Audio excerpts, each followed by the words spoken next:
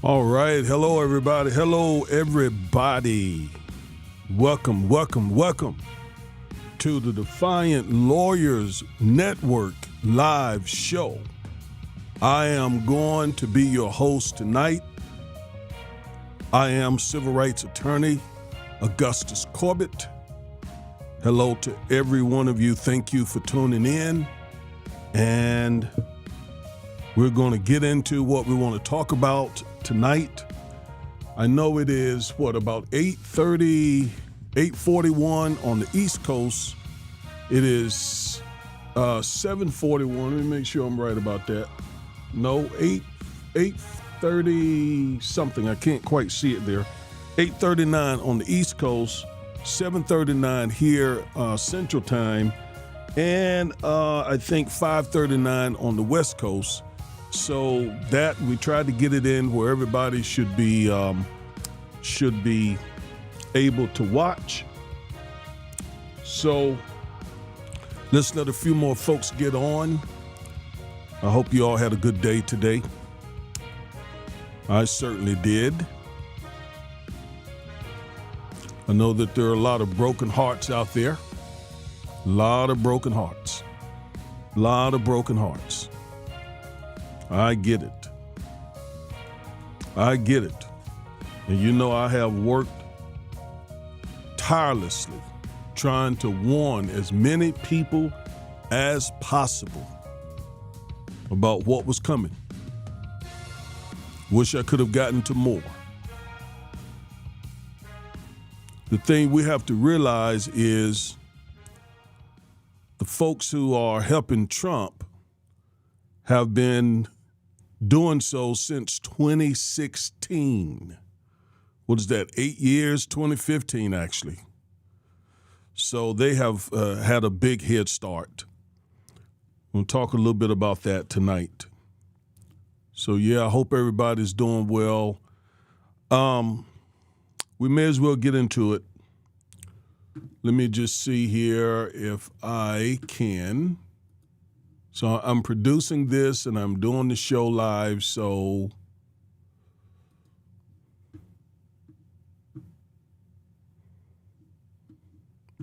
therefore I'm doing a few things at one time.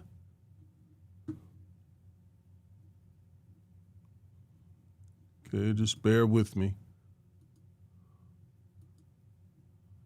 I would like to see your comments.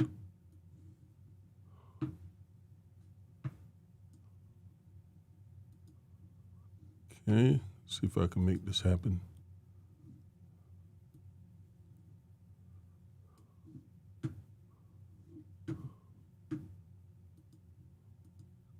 Just bear with me.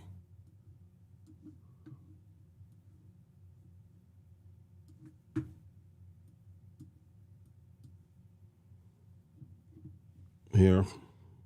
There's more than one way to skin a cat.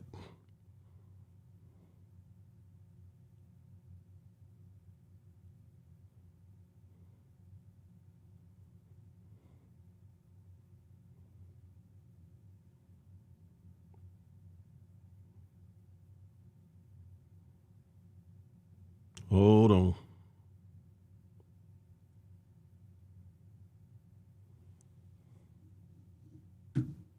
I usually can pull it up right here.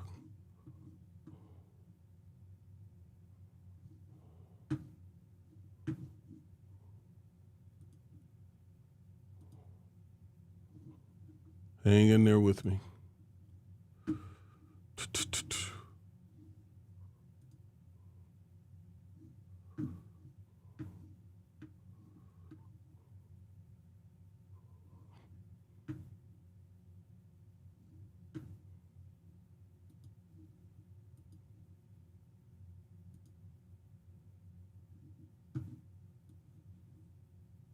I don't see them right now, but they should pop up. All right. Let me get into a few things here tonight. So let me give you this disclaimer first and foremost. Number one, I am an attorney, but nothing I'm going to say tonight should be construed as legal advice. Nothing I'm going to say tonight should be construed as legal advice. Nothing that I will say tonight should be construed as legal advice. This is all information for informational purposes only. Nor will anything I say tonight create any sort of attorney-client relationship. Okay? Nothing I say tonight will create any sort of attorney-client relationship. Again, this is informational purposes only. And the third thing I need to say is there are a lot of people who show up on our channel who are not friends.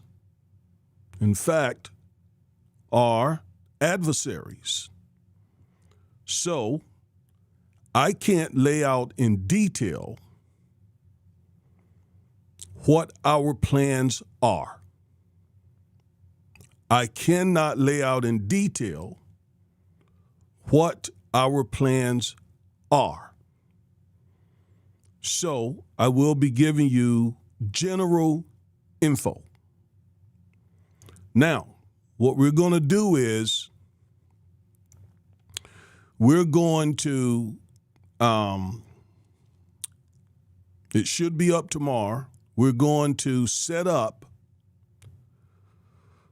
a page on our website at the Lazarus Law and Justice Project. The Lazarus Law and Justice Project, LLJP.org. And you're going to be able to go there, and here's what I need you to do. Because we would like for the movement that we're trying to create, we would like for some of you to be involved in the movement. We're getting emails from all over the country of people who want to be involved, hands-on involved in the movement, not just a subscriber or a member of the channel, but involved in the movement. And we are just overwhelmed with all of the interests because it's a serious time and this is exactly what we need to be doing. We need to be organizing and so on. So what we're going to do is we're going to set up a page on the website for you to go and to complete an application. Complete an application. And we're going to ask for a resume of those folks that we feel would be just, good for what we're trying to do. And you would have to agree to a background check. Remember, I'm an attorney. So I am very big on trying to do things above board. So some of you will become a part of the movement, part of the team. And we're going to ask of you to fill out an application. Some of you folks are retired. You had good careers. You did some great things in your career, and you're ready to work on something like this. And by the way, this is all volunteer. All volunteer, at least for now. Perhaps in the future, we can get some funding And that could change. But for now, it would be volunteer work. It would be for the love of the community, okay, for the love of the African-American community. So that website should be up to tomorrow, no later than Friday. Just keep checking, lljp.org. And it will be an application, and then those that we screen and feel like, hey, this is a good match, we will reach out and ask for a resume, and you would also have to agree to a background check.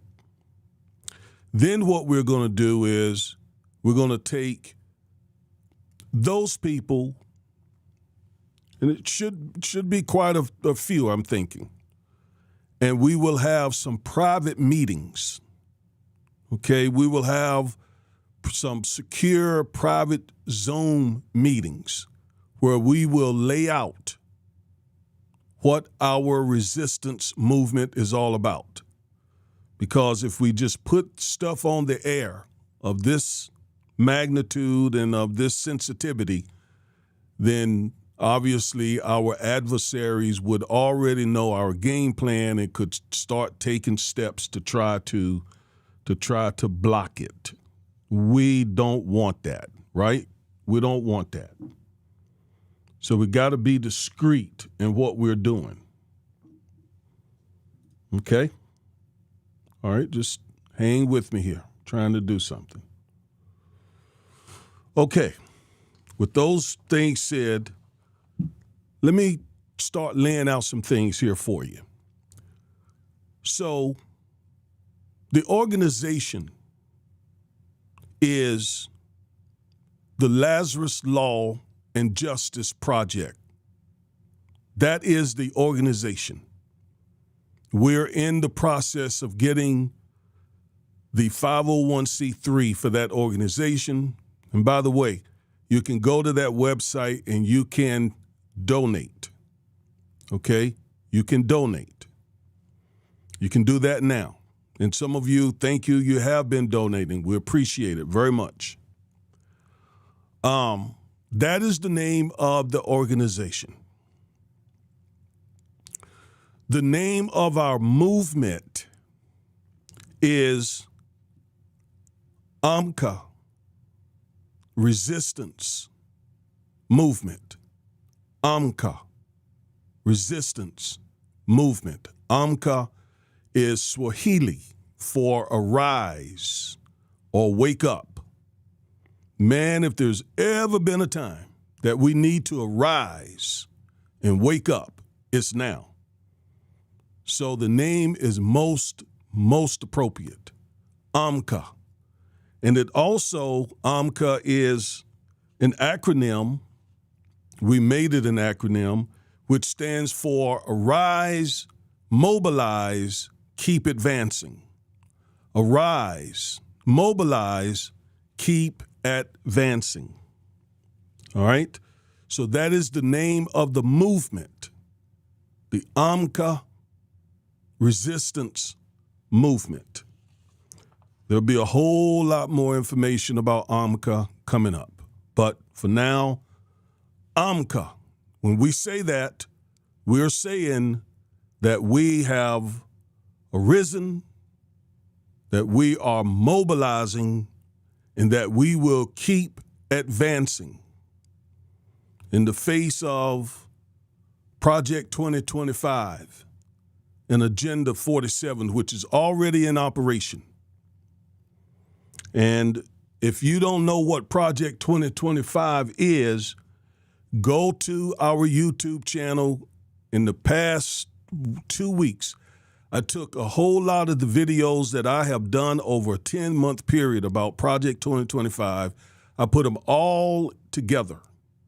So you can go there. It's about 3.5 hours of content that I did on Project 2025 as it relates to us African-American people.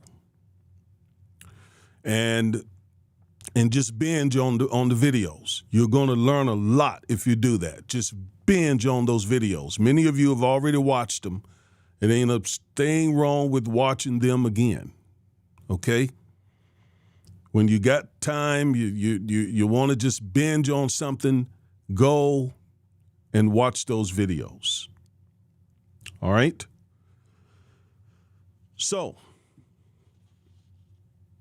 let's talk about the elephant in the room.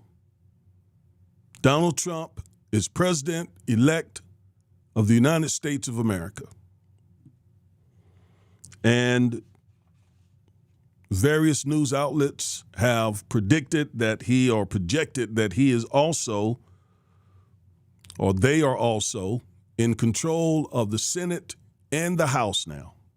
They've been counting votes regarding the House, but last I checked, he now does have the 218 that are needed. Okay, so there's that trifecta. There is the MAGA is in control of the executive branch, the legislative branch, and the judicial branch, especially the United States Supreme Court. Now, again, I know, because I have, that this was just, and I'm still dealing with this. I'm still dealing with this, all of us are, emotionally. But we got to harness those emotions. We got to have an attitude, is it going to be fight or fear? For me, it's fight. I take the emotions, I bottle them up, and I get busy doing something. And the reason it's so motivating for me is because I understand the threat. I understand the threat of Project 2025 to the African American community.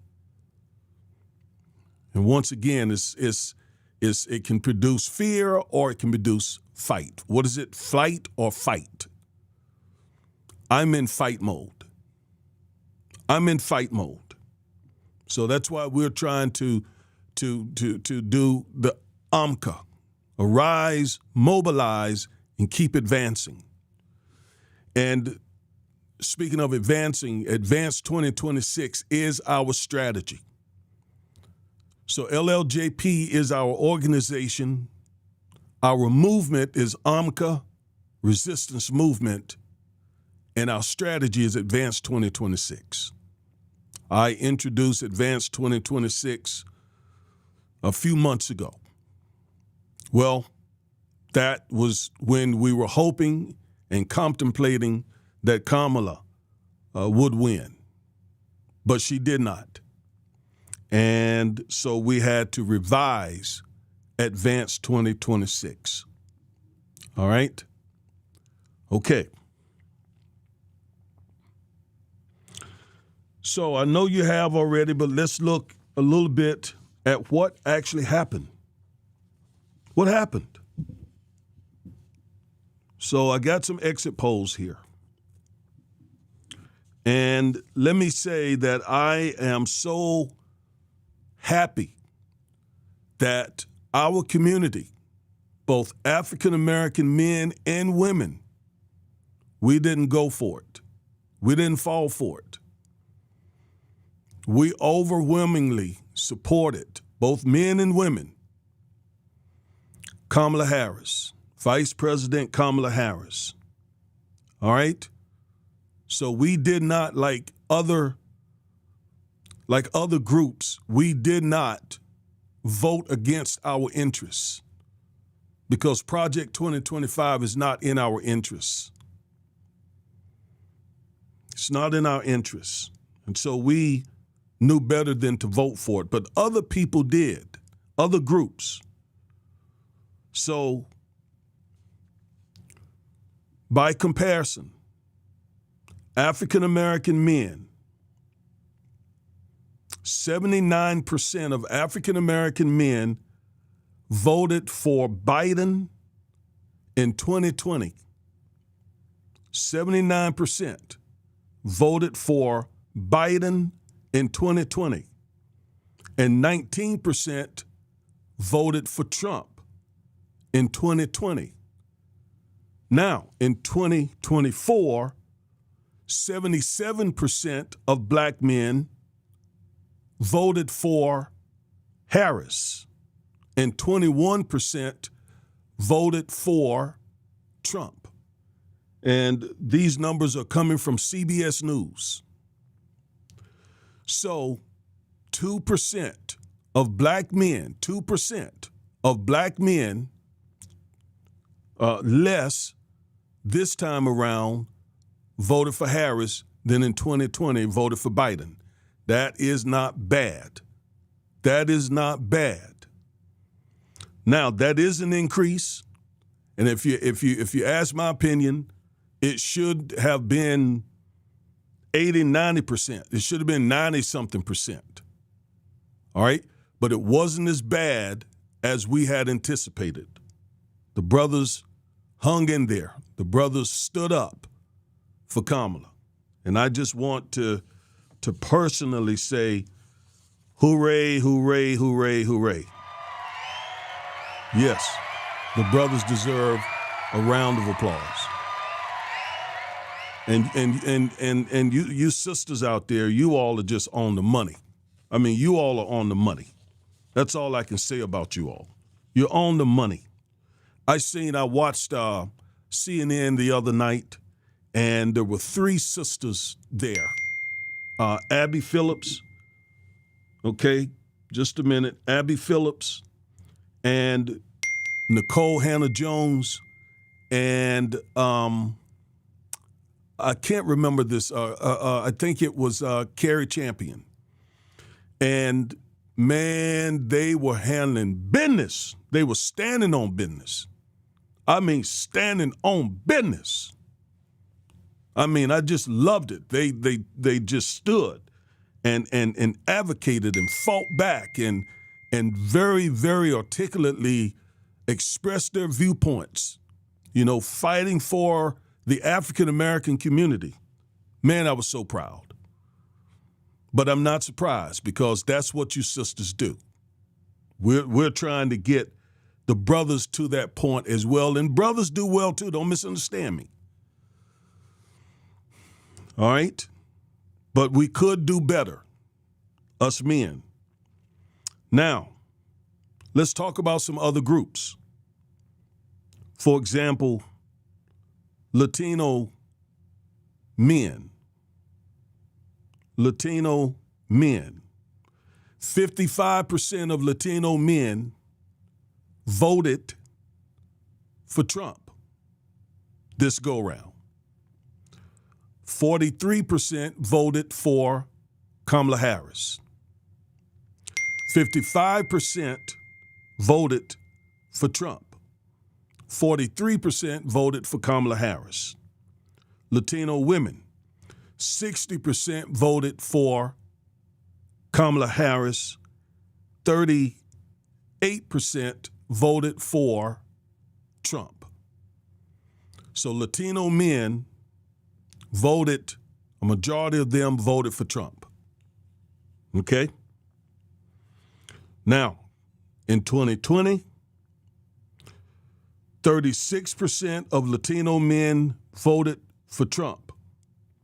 59% voted for Biden. That is a huge drop. From 59% who voted for Biden all the way down to 43% who voted for Harris. I tell you, I mean, I'm sure I've seen some of them talk about why they voted so strongly this time for Trump rather than Vice President Harris, and sometimes it made no sense because Trump is on the record, and his allies and supporters, they're on the record saying that they're going to deport millions of Latinos. Millions. Not just Latinos, others, but a lot of them will be Latinos. And in some cases, I looked at one story, I think it was 60 Minutes maybe, This Latino family voted for Trump knowing they were in the country legally. I mean, knowing they are in the country legally, they still voted for Trump. And the interviewer asked, why? If you knew you were in the country legally, why did you vote for Trump knowing that he had promised he would deport folks in the country illegally? And they said, well, because we're not criminals. We're not criminals. And he's going to deport criminals. No. He may start with the criminals, but they never said that they are just going to deport criminals. In fact, Stephen Miller got an itch for this thing. I mean, he's on fire for this. And the man who's over ICE, he too has a fire. And they've said nothing is off limits. Even naturalized people, even folks in the country who have been naturalized, they're talking about. So it makes no sense why Latino men voted so strongly for Trump, knowing that it is possible for some of their very family members to get deported. All right. I'm looking here to see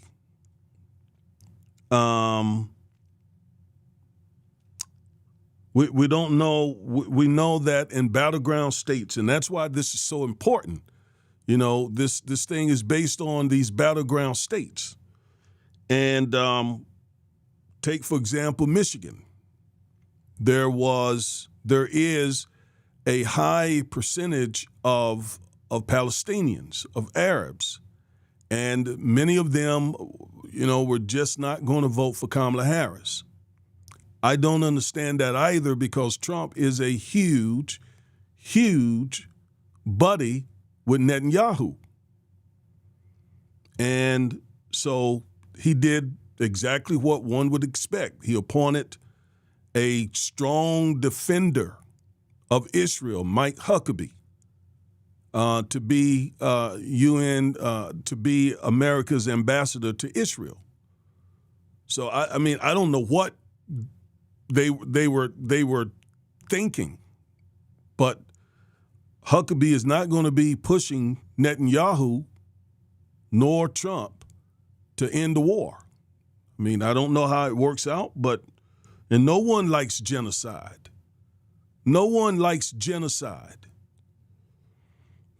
But I think it was emotions for so many Palestinians. In fact, Mike Huckabee said he doesn't know if there is a Palestinian. I mean, he's on the record saying he doesn't even know that there's such a thing. So that's what they got. So yes, men this time around voted strongly for Trump. Men voted strongly for Trump in 2020. So there's not a lot of change there. Okay? Not a lot of change. Okay, so we know what happened. The question is, why did it happen? Why did it happen? Now, I'm going to give you some reasons why it happened. First, it happened because of racism.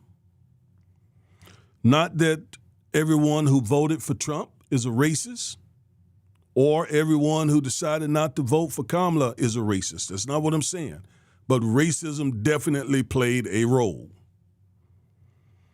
And equally, there were a lot who just could not get past the fact that Kamala is a woman. So there was a lot of sexism, a lot of it. And there's this manosphere movement in the country right now. Okay, I mean, there's this thing, I heard this one YouTuber say that alpha males vote GOP, beta males vote Democrats, vote Democratic. And I'm like, what? What are you talking about? I did a video on that. You all remember that. Racism, sexism. Disinformation. Disinformation. This disinformation, wow. You got these, as I have coined them, pro-black imposters who have counseled black people not to vote now for 10 years. They've been saying this stuff. And every time black people take the advice and don't vote, we pay a heavy price. A heavy price. We paid a heavy price in 2016, and we're going to pay an even heavier price in 2024, taking their advice of voting the couch based on a lot of disinformation. Those people are not pro-black. No pro-black person would tell you African-American people not to vote. No, they will not. The price that we have paid for the right to vote, and we're just going to not vote now and just let other people decide what's going to happen in the country? That doesn't make good common sense. I've done many videos on that. And some of you, unfortunately, you continue to listen to these people, especially you younger folks.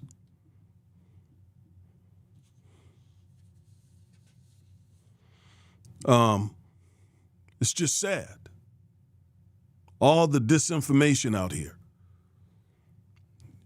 Some of you watched the video that I did about some young brothers, young black men in Fulton County in Atlanta, Georgia, and you could just tell all the disinformation that had been targeted to those young men. And by the way, I asked you all in that video, do they deserve pain or our pity? And a whole lot of you said they deserve pain. Well, let me tell you something. They're probably going to experience pain. But listen, we can't afford to lose anyone. So rather than kicking them to the curb and dismissing them and writing them off, we need to try to re-educate any and every one of our community, of our persuasion, who has cast a vote for Trump. We need to because they don't know. A lot of the stuff that I have been putting forth on this channel over the last 10 months, a lot of these guys don't know because they're listening once again to these pro-black imposters. And we can't afford to lose votes. We're only about 40 million people in the country. And voting eligible people much less than that. So we can't just leave the hood to Trump, because that's a strategy that they're going to continue to use. They're going to continue to go into the hood and lie to these brothers, make the brothers think that they're about the brothers. They're not about the brothers. They are very definitely about white guys. Trump is all about protecting white guys. Wow. He's put out a couple of videos from Agenda 47. I have done videos myself on the videos that Trump recently put out, or somebody put out, about where he is going to enforce civil rights laws against school districts that use any sort of what they call wokeness to help black kids. He wants to use civil rights laws to punish those school districts because in his mind they are discriminating against white people. Yeah, that's what we're dealing with. They want to use civil rights laws to punish anyone who tries to help African American people and call that reverse discrimination and then cost those school districts or companies or whatever millions of dollars. I am a civil rights attorney. I know for a fact that you could put all the white folks who are discriminated against in this country, you could probably put them in one room. Black people are the ones, and other people of color are the ones who are discriminated against. But Trump is going to use his Justice Department. And I read that he is going to appoint Matt Gaetz. That's what I read. That's what I read. I don't know how true it is. That's what I read. Anyway, so no, MAGA is not for black men, black people. MAGA very definitely is fighting for white men. And we got to tell those brothers this. We got to explain this to them because we can't afford to lose them.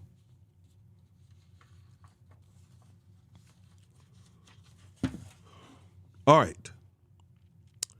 So Trump is already in the process of implementing Project 2025. He's already doing it. You remember he denied that he knew anything about Project 2025? I told you then he was lying because most of the stuff in Project 2025 was written by folks who were in his first administration. I told you that. But he denied it, and now they're busy putting that together. Don't feel demoralized. Don't feel defeated. And some of you, in response to the video I did on the Constitution, a lot of you, and some of those are trolls, who are up there trying to make you feel defeated and demoralized, are saying that there's nothing that the Constitution can do to Trump. You're wrong. You're wrong about that. You're wrong about that. I know I see exactly what you see. I see him getting away with a whole lot of stuff most people could not get away with in this country. But there are still checks and balances in that Constitution. And as the weeks come and months come, you're going to see, I am certain, the Democratic Party and other social justice organizations are going to use the Constitution to bring MAGA to court and try to hold them accountable and prevent some of this stuff they intend to do. I know that some of these cases are going to end up in front of SCOTUS, where there are 6 very conservative justices who will decide these cases. I know that as well. Okay? But we will get some wins. We will get some wins. But right now, we're having to live with what people did. Folks voted Trump in. And we've got to live with some of that pain that he's going to be exacting. That's why I took so much of my time and effort trying to warn people. But it is what it is at this point. So what we can do now is what I tell my clients sometimes, damage control. You did what you did.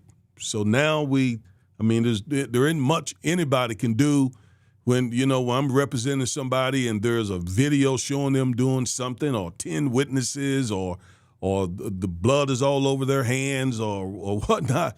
I mean, What we need to do now is damage control, because they got the evidence they need. So that's where we are with this. Damage control, which means fight, fight, fight, fight. That's what that means.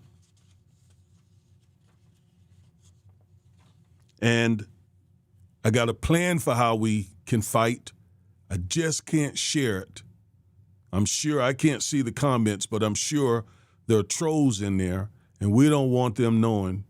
What's the old saying? Don't let your left hand know what your right hand is doing.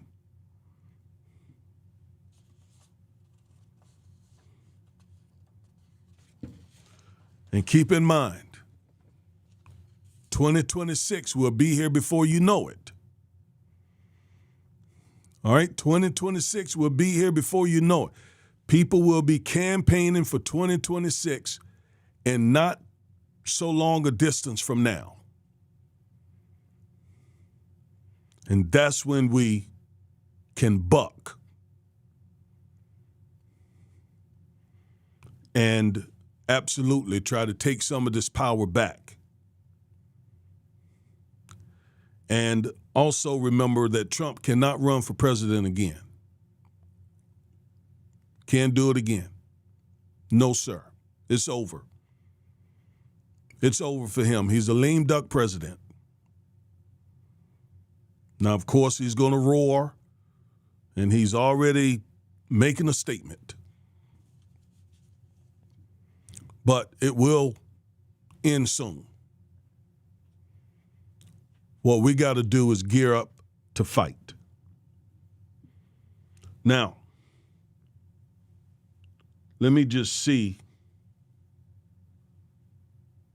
if I can see these comments. Let me just see here. Hang with me. And I know also that we're going to look at seeing if we can take a couple of calls.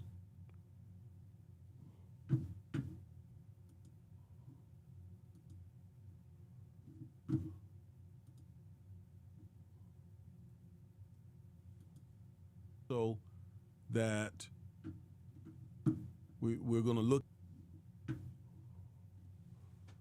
All right, I'm looking at your comments now.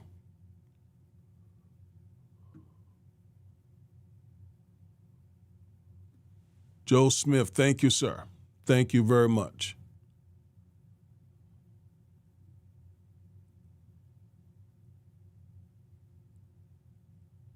Thank you. Yeah, I did. I really tried to warn folks.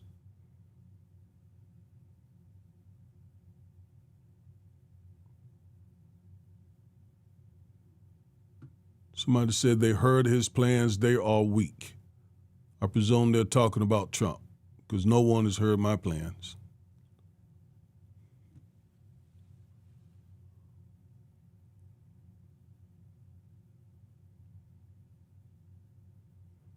Yep, the trolls are here. That's why they're not going to hear what we got in store. Somebody, Bryn Loren, said it's time to buck now. I agree. Absolutely. Absolutely. But that's when we get, the closer we get to 2026, you know, that's really when they're going to feel us. But yeah, you're right. We can't sit down and wait till 2026. We got to be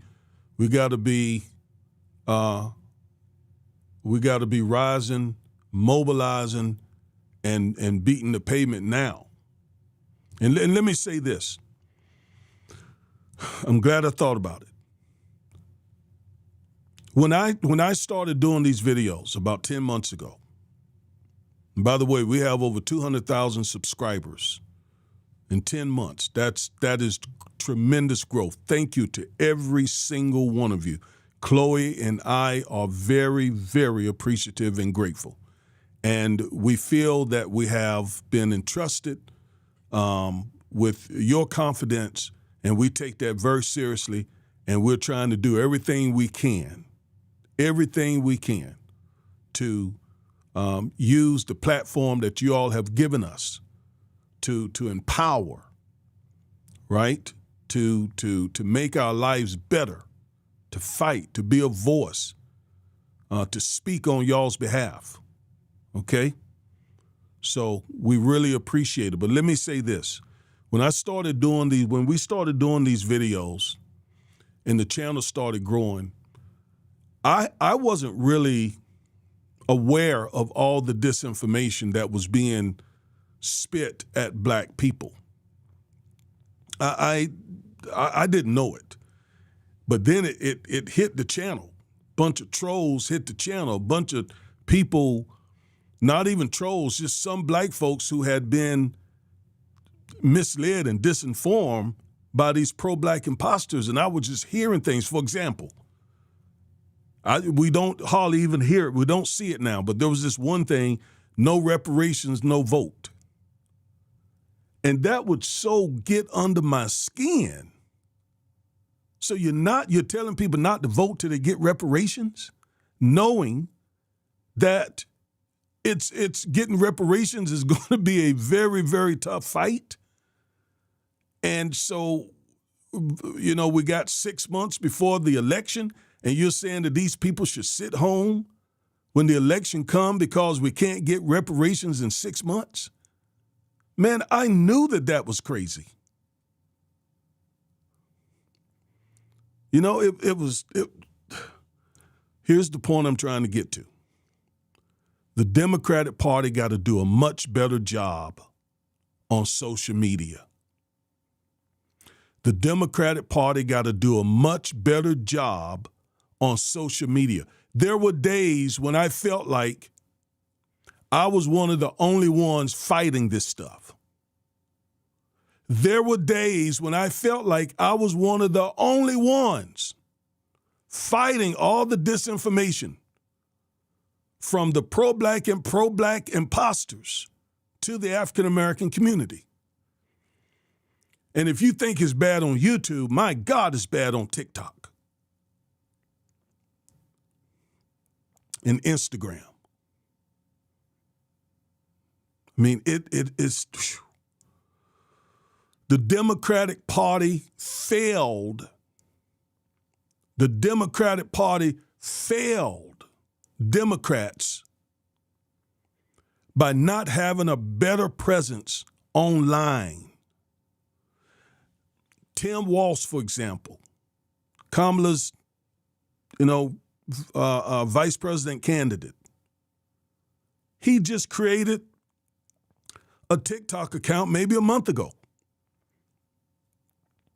Why aren't the Democrats doing more on social media?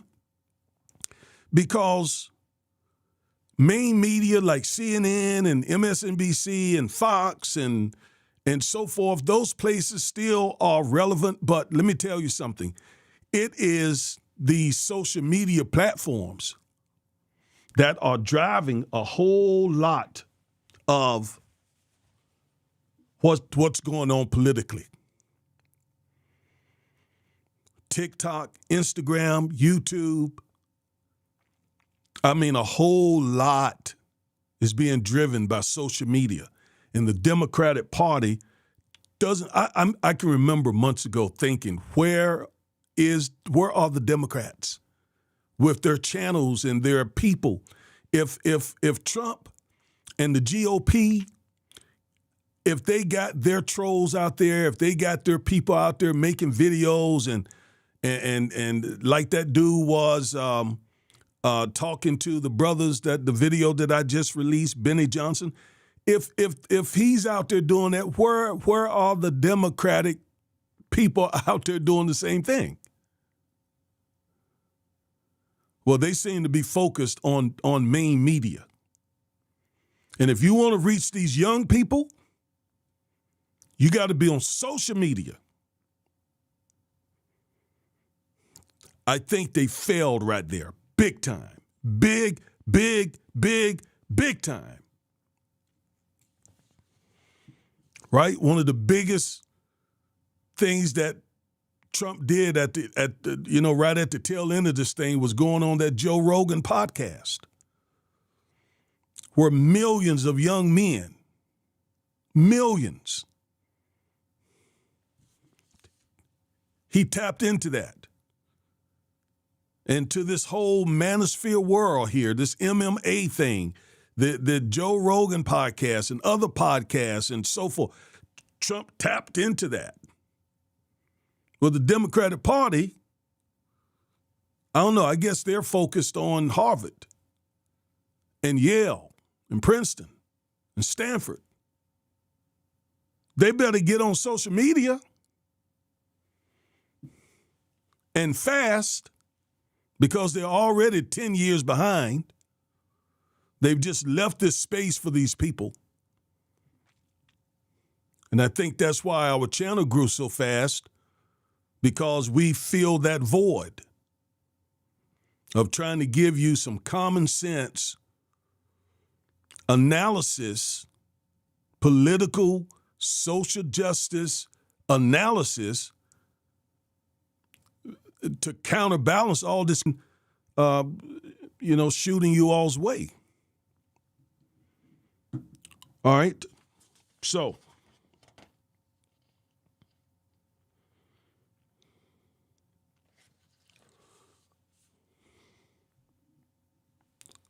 let me look back at a few more of these comments.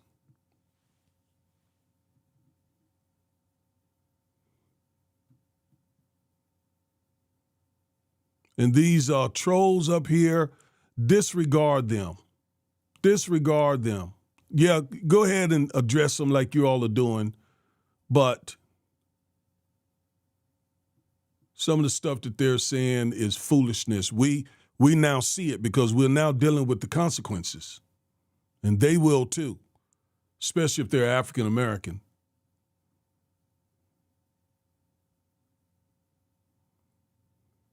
All right, somebody has mentioned some names up here of people who are fighting this fight.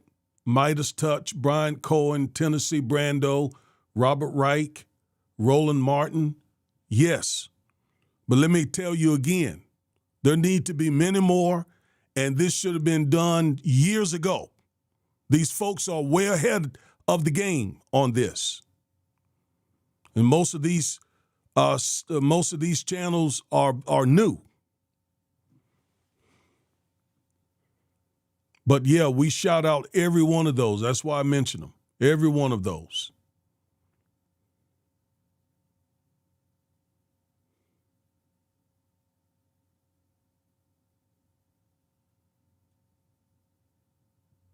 Thank you, Donald. He says, thank you for all the hard work you do. Support you 100%. Thank you so much. And all the rest. Now, wait, what's going on? Somebody said my mic is off. Can you all hear me? No sound, no audio? Wait a minute. What's up with that?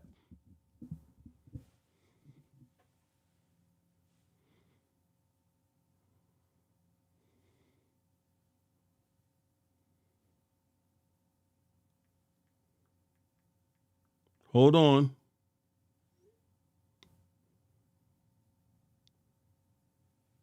I don't see that the mic is off here.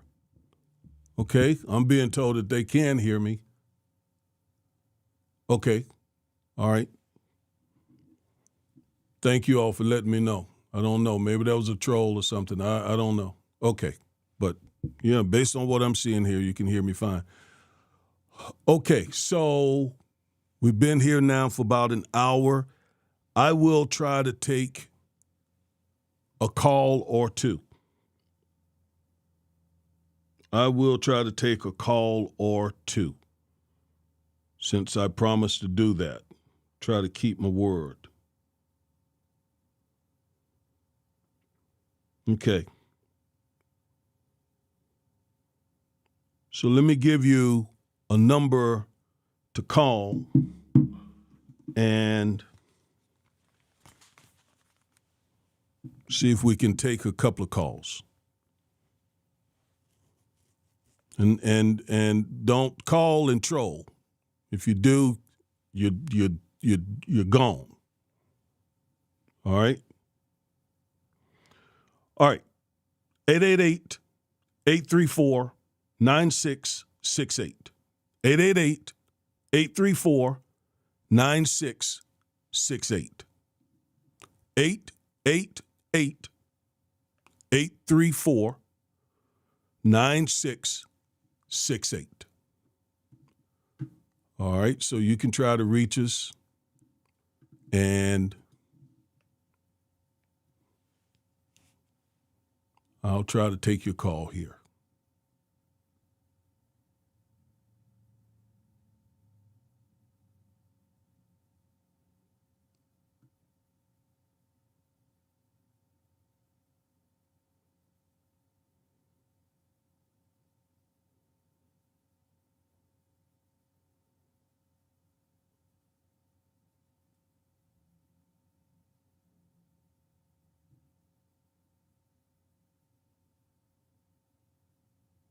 Yeah, thank you all for telling me no, you can hear me fine.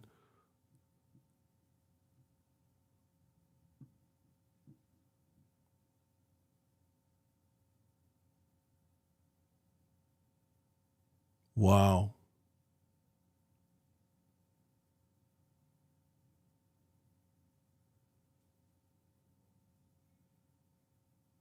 Thank you all. Thank you. I can sit here and tell that my mic is doing just fine. Man, I tell you, the trolls are relentless, but we're even more relentless. We're even more relentless.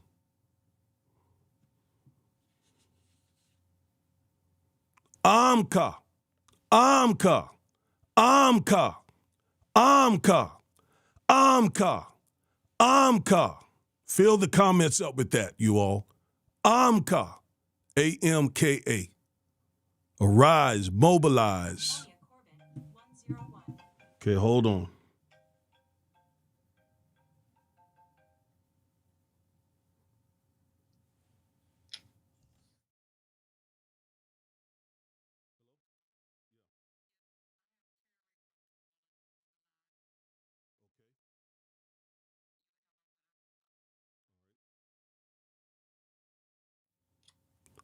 All right, so I think we have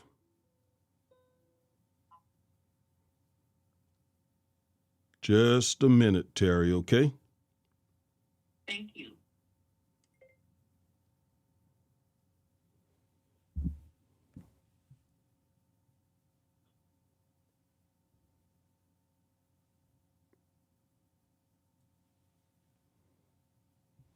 All right, we got Terry on the line.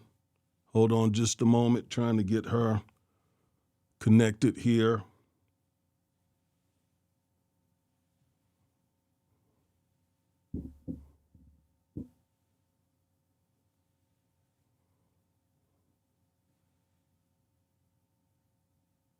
Be patient.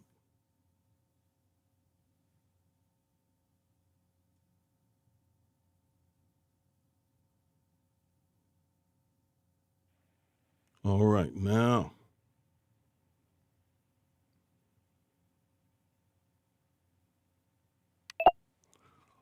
Okay, Terry, can you hear me? Yes, I certainly can hear you. Very good. I think we got this.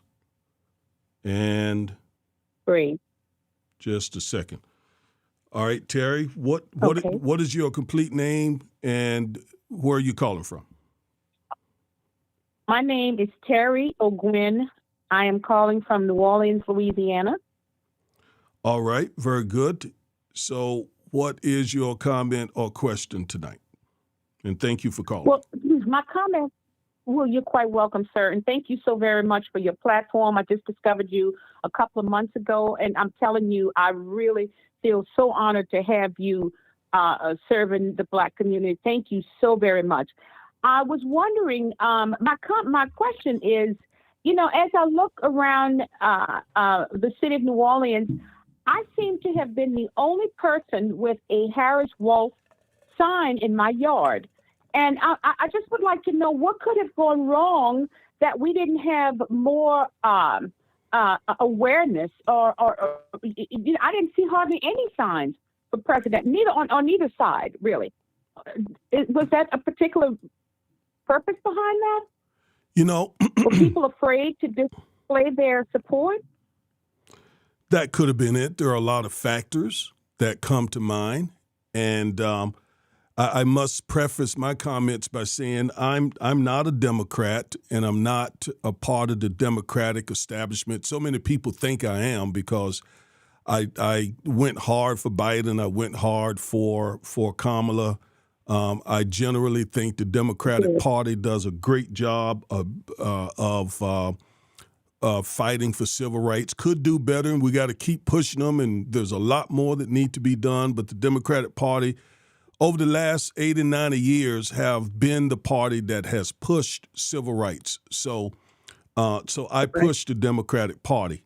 Now, why there were not more signs? Sure. Why there were not more signs in your neighborhood there in New Orleans, I don't know. Again, there are a lot of factors. You know, what type of neighborhood you live in. Can you tell me that? What type of neighborhood do you live in? Well, I would consider it not middle class, but not the most deplorable. I live in New Orleans East. I got my sign because I made a $47 donation through Secure Act Blue. So I don't know if that would be the only way that we would have been. It just seemed to be a dead election in terms of awareness. I was so disappointed to get to the poll at 6:30 in the morning, and there was only 2 people in there. I even prepared to bring water and all, and I walked off and left it. I said, well, I'm just going to have to suffer it out, and walk right in. I was back home in 10 minutes. Well, so it's very disheartening. Well, unfortunately, no, I'm sorry for interrupting you. Did you complete your thought?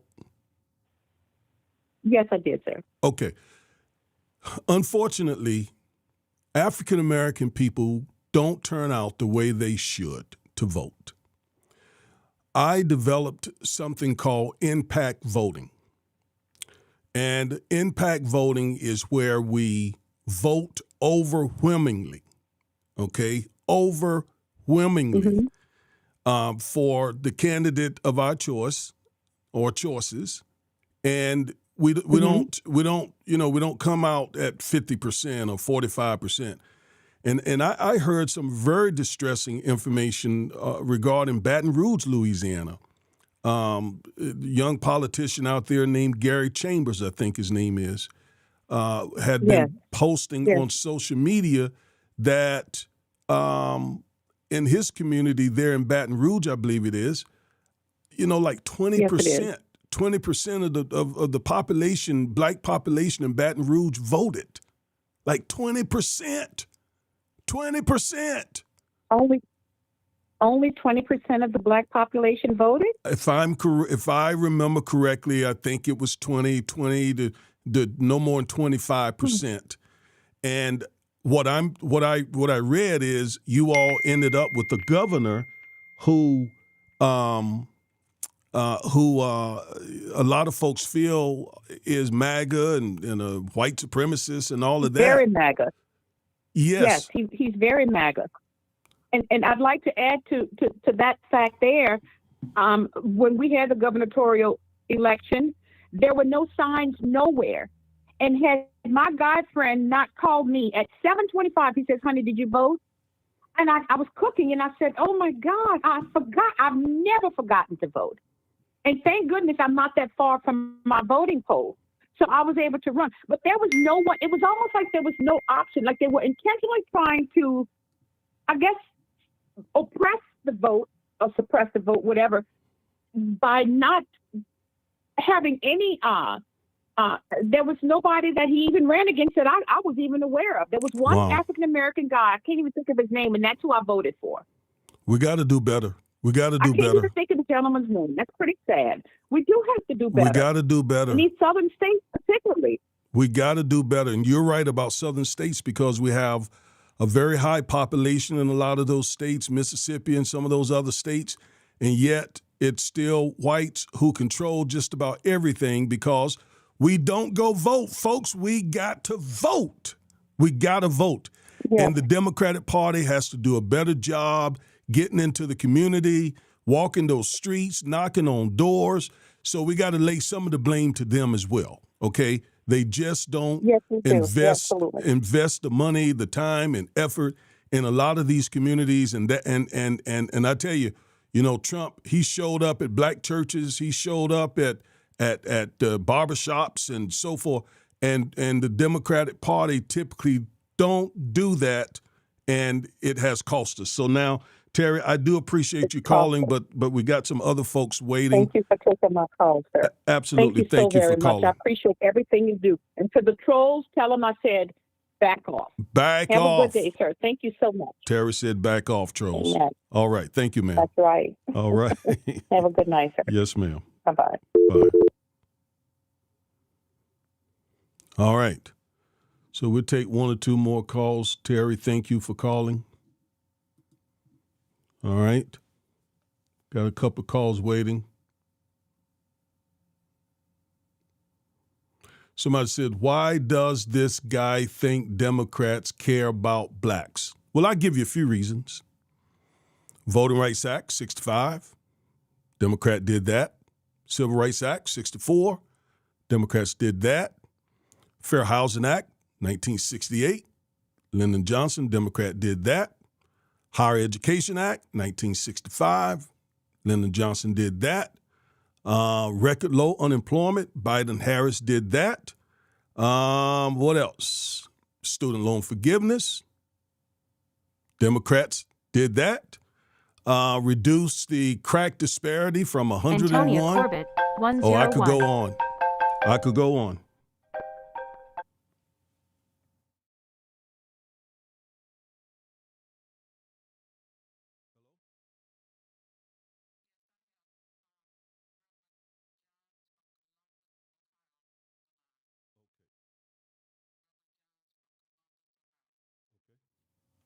You have them when I hang up.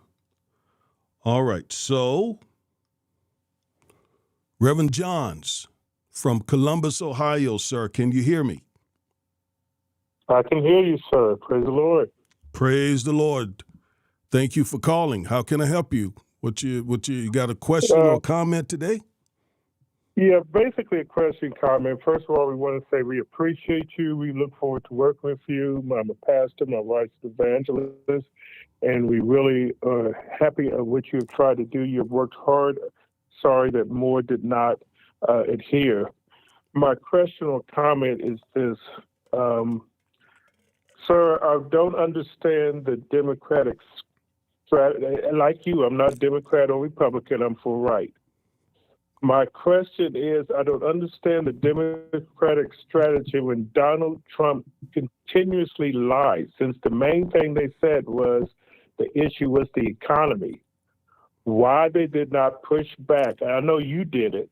Why they did not push back and let people know that Donald Trump did not create that economy. It was only to the very end when I heard Obama mention it, that was President Obama's economy that Donald Trump inherited, and he messed it up. Just like he did his inheritance. It was an inheritance he got, and he screwed it up, and he did the same thing with the American economy, but yet the Democrats and the campaign did not really push that issue enough, I think, because it showed that the people were interested in the economy, and it should have been more information given that Biden had inherited a screwed up economy from Donald Trump, and they could not go forth with forwarding the economy until they fixed the mess. I liken it like a car. Donald Trump left them with a car with no oil in it, broken windshield, flat tires, engine problems, and in order for them to get that car improved, they had to first fix the mess that Donald Trump had. And they did not push that. Now, when he comes in, we see the economy recovering, and what we're going to hear is Donald Trump come into office and say, look, the economy got better when I came in. When the inflation and the unemployment is really at the same or even lower than it was in December of 2019 before COVID hit. And at that time also, Donald Trump had lost 200,000 manufacturing jobs before COVID even hit. But they did not press that, and they did not also tell the people what the Biden and Harris administration did for the Black community and the Black people. So I wanted to hear your comment on that, and do you think they should have really focused more on that to get that out to the American people and let the people know instead of the strategy that they did? And we appreciate you. Thank you so much. Thank you so much. You are absolutely right, Reverend Johns, and you and your wife, Evangelist Johns, thank you for calling. And so I spent a great deal of time trying to overcome the disinformation that Trump and his surrogates and allies were putting out about the economy, right? You know, Donald Trump kept saying over and over and over and over and over again that he created the best economy the world had ever seen. And it was just disinformation, because for those of you who may remember, when Obama came into office, the country was about to tilt to fall over because of how bad things were. It was the 2008, 2009 Great Recession when he took over. Jobs were bleeding and so forth. And Obama turned all that around and gave Donald Trump a tremendous economy that had been creating hundreds of thousands of jobs for like 8 years straight, 7 years straight. And that's what he literally handed off to Donald Trump. Trump didn't have to do anything. Just let that thing, just let it go. Just let it ride. But you know what he did? He mishandled COVID. And when he mishandled COVID, the economy tanked. Not to mention the hundreds of thousands of lives that were lost. But the economy tanked under Trump because he mishandled COVID. Are you with me? And so then, yes, that was right as he was leaving. Inflation, like Reverend Johns just said, it increased all because of Trump's mishandling of COVID. And so when Biden came in office, he gets blamed, him and Harris, for what Trump did. I mean, and Reverend Johns is right that for some reason the Democrats, you know what, they started trying to say this more and more and more, but they're not good at telling their story. And there is so much disinformation out there that it's hard to overcome it. And Trump is such a master of just saying, just lying over and over and over and over and over and over and over and over until people start believing it. All right? And Reverend Johns is right again. This economy is doing very well. And Trump's going to take credit for it. He's going to say, as soon as I came in, look at this, look at that, look at this and the other. Absolutely right. So yes, the Democratic Party has to do a much better job bragging upon itself. All right? So let's see. We got another one. I appreciate that call. Appreciate that call.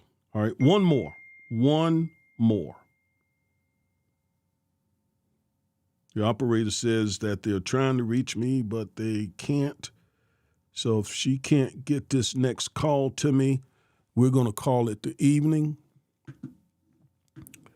I have enjoyed it. Enjoyed all of the both of these calls. I think I'm going to do that more in the future. That's what a narcissist does. You're right. Yes, thank you. Brenda Foster says, please do not forget the power of money. Ooh, that is a very, very important point there, because Antonia callers Corbett, coming in. 101. The billionaires definitely showed up for Trump. Yeah.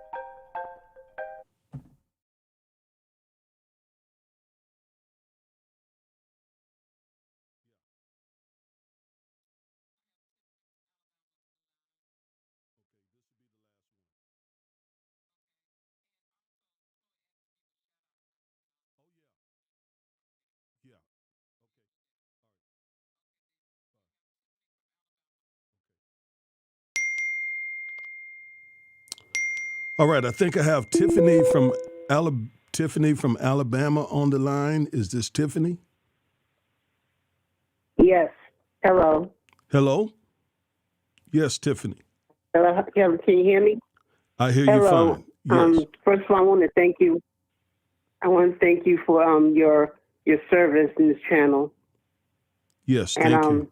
I'm calling because something's been annoying me ever since the election.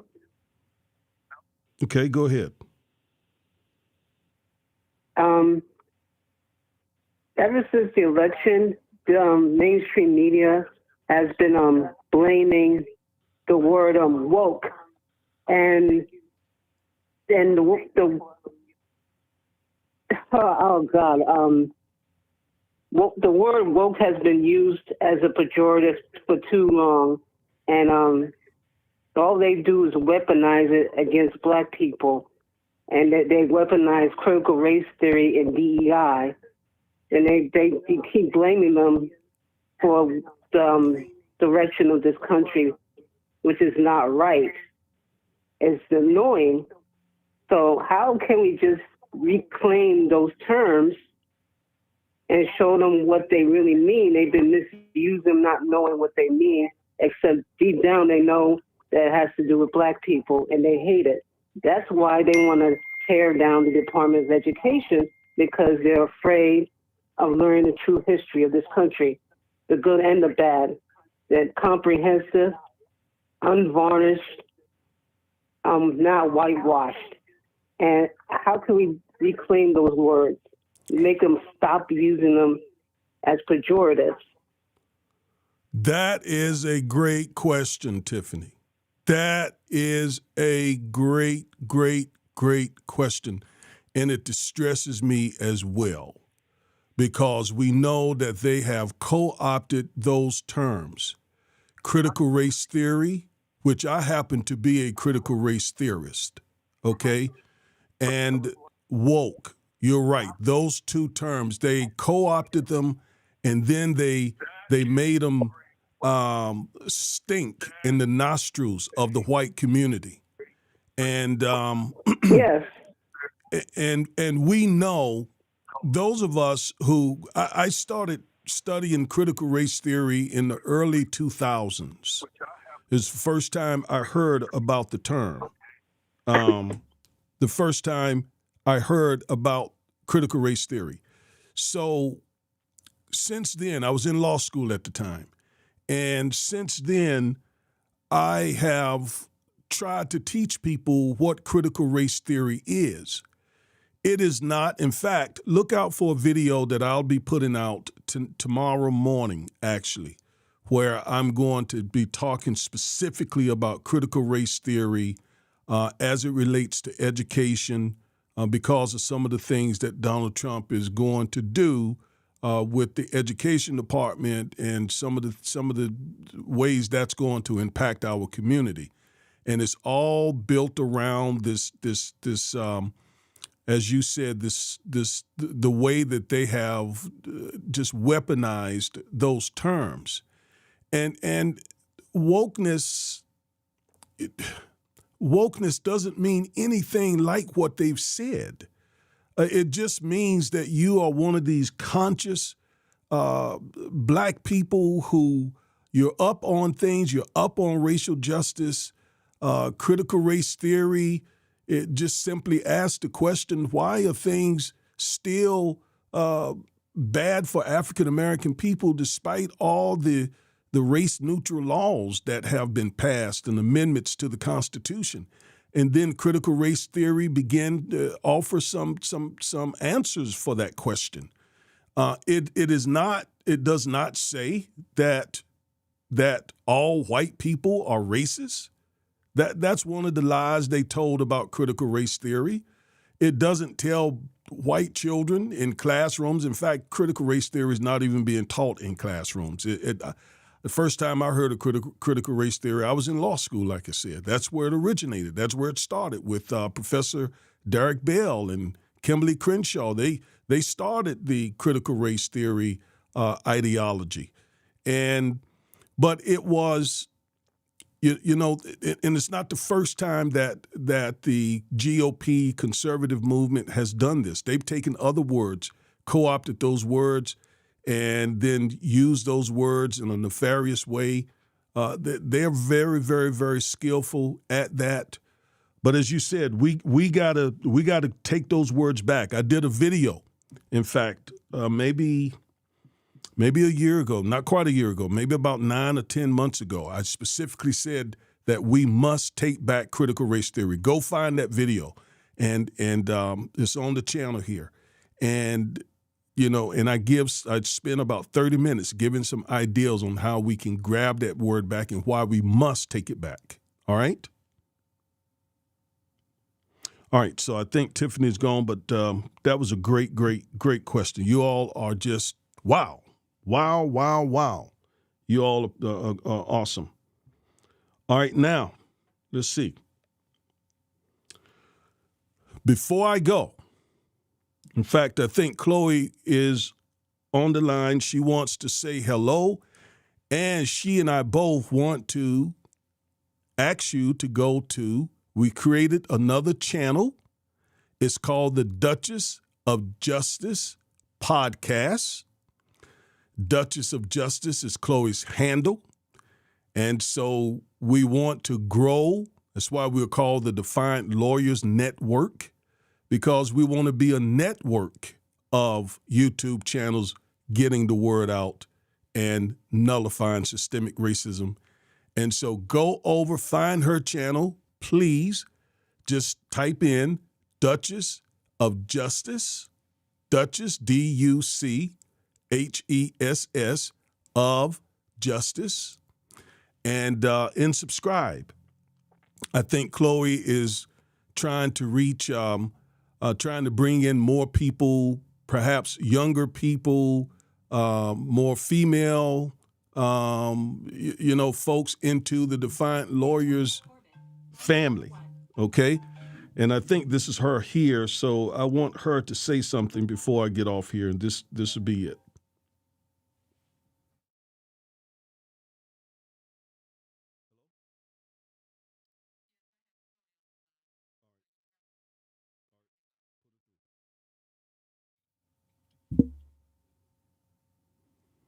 All right. Yes, I believe I have my daughter, Chloe, on the line. Chloe, is this you? Hello? Chloe? Yes. Hello. Can you hear me? Okay. Hello? Yeah, now I can. Oh, Tiffany, I think I messed up when I had you on the line. I hit a button that I shouldn't have, and that's why I couldn't hear you there. But it was a great question. Thank you so much for asking that question. All right, Chloe, go ahead. Yes. Good evening, everyone. I just wanted to first give you kudos, Dad, for this live and the information that you've been dispersing to our viewers and to just people across the country and really the world. And I want to thank everyone for joining us today and helping us reach 200,000 subscribers. So I thank each and every one of you all for that today. Amen to that. I hear the applause. Yes. Yes. So November 5th, I was at the polls and I was there for several hours as a poll monitor. And I saw firsthand the voter suppression that has taken place in this election and other elections as well. And I was in a African American majority polling center answering questions, making sure that people had access to the voting polls and to information to make sure that they can exercise their right to vote. And so seeing that firsthand and really put into perspective how important each and every one of our votes are.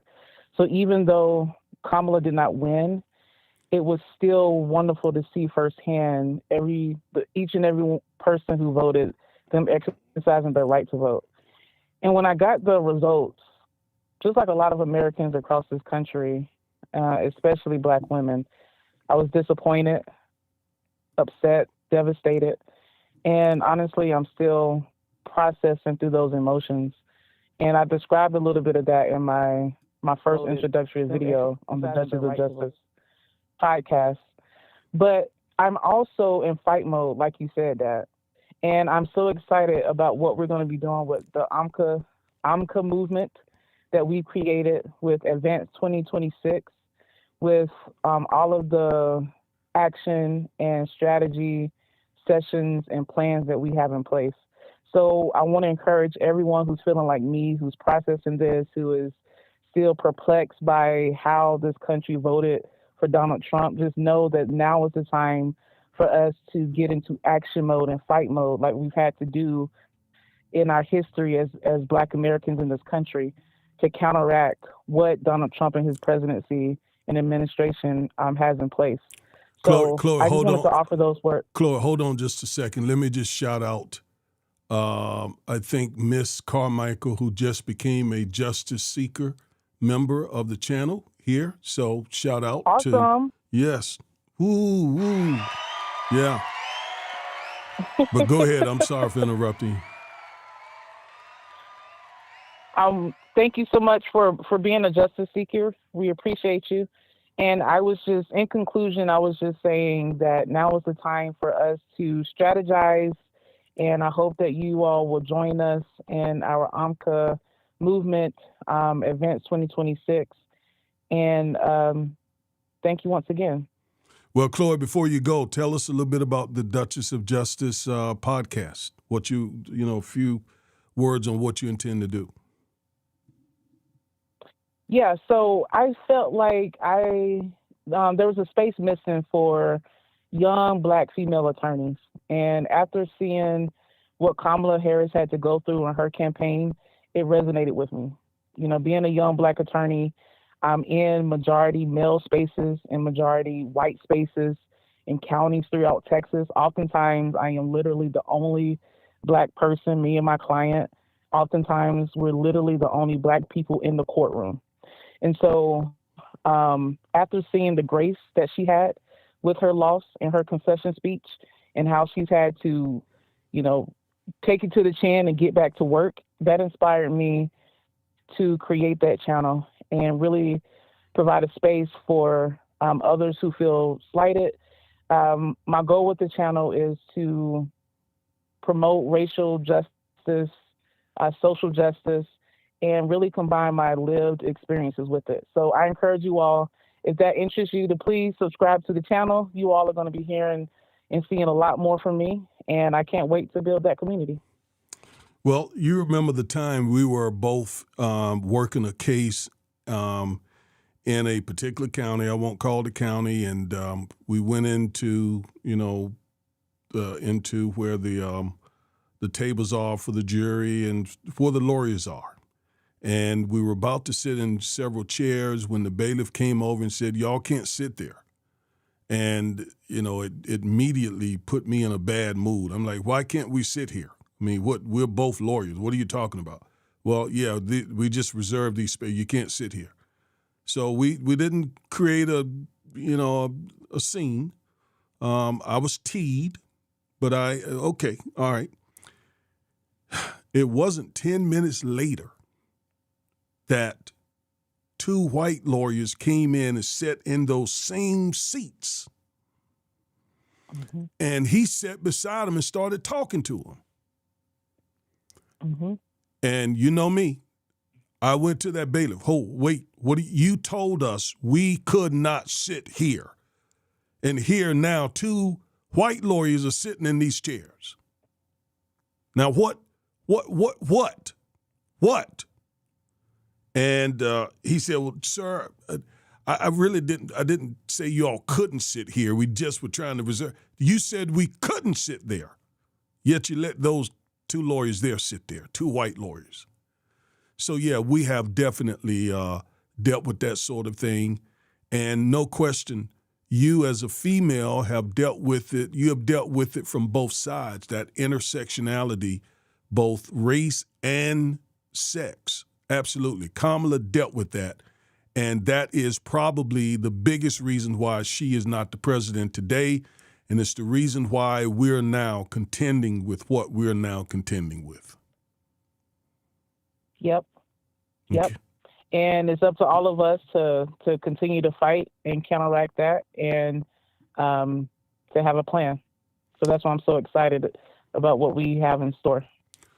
All right. Thank you, Roosevelt Robinson, sir, for becoming a justice seeker. Thank you, thank you, thank you, thank you, thank you. Woo, woo, woo. All right. So that is going to do it, you all. Chloe, thank you for calling in, and we'll talk later.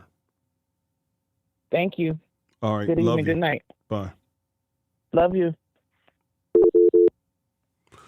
All right, you all. That's my beloved, brilliant, beautiful daughter out here on the battlefield fighting this fight alongside her old man here. So shout out to Chloe. Go over there, you all. Go over there. Duchess of Justice podcast. Duchess of Justice. Duchess of Justice. Duchess of Justice. And it's just an extension of the Defiant Lawyers Network. All right. So that is going to do it for tonight, you all. Thank you for joining us. We appreciate it. Thank you, callers. You all asked some great questions, and you had some tremendous comments, and I am not surprised because our community is a brilliant community, and you showed it tonight with these questions and comments. I mean, right on time. All right. So that's going to do it. That's going to do it for me. It's going to do it for me tonight. Thank you all. Peace.